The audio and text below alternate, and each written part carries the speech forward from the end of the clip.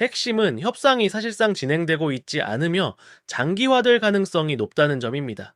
안녕하세요. 초월드 팀입니다. 트럼프는 이번에는 바닥일에 수수료를 부과합니다. 4월 17일 트럼프 대통령이 서명한 미국의 해양 지배력 회복 행정명령 후속 조치로 오는 10월 14일부터 중국산 선박에 대해 순톤당 10달러의 입항 수수료를 부과하기로 발표했습니다. 이처럼 물류 대부분을 규제한다는 것은 트럼프가 관세 협상이 잘 진행되고 있다고 말하지만 사실상 미국과 중국 간 관세 협상이 전혀 진전되지 않았음을 의미하며 결국 협상이 초장기화로 이어질 것임을 시사합니다. 중국 국적 해운사가 운영하는 선박에는 순톤당 50달러의 수수료가 적용되며 연간 최대 5번까지 부과됩니다. 이후 3년간 매년 순톤당 30달러씩 단계적으로 인상될 예정입니다.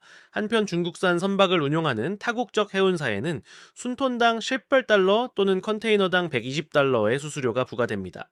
초안 대비 주요 변경 사항은 3가지입니다. 첫째, 수수료 부과 횟수를 연간 최대 5회로 제한했습니다.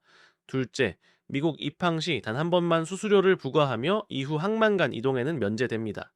셋째, 초안에 포함됐던 보유 비중 기준 추가 조항은 최종안에서 제외되었습니다. 자동차 운반선에도 새로운 제재가 적용됩니다. 모든 외국산 PCC에는 차량 환산 단위인 CEU당 150달러의 입항 수수료가 부과됩니다. 한국의 주요 조선사인 HD, 한국조선해양, 한화오션, 삼성중공업은 건조 비중이 미미해 직접적 영향은 제한적일 것으로 전망됩니다. 다만 미국 내 물가 상승과 수출 기업의 반발을 고려해 일부 완화 조치가 반영되었습니다. 액화 천연가스 선박 규제도 도입됩니다.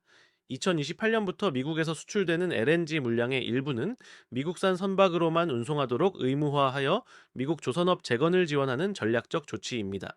2024년 전 세계 누적 수주 점유율은 중국이 71%로 1위를 차지하고 있으며 한국이 17%, 일본이 5%, 미국은 0.1%에 그치고 있습니다. 미국 내 조선소는 숲보반 곳에 불과하며 연간 건조 척수도 5척 미만입니다.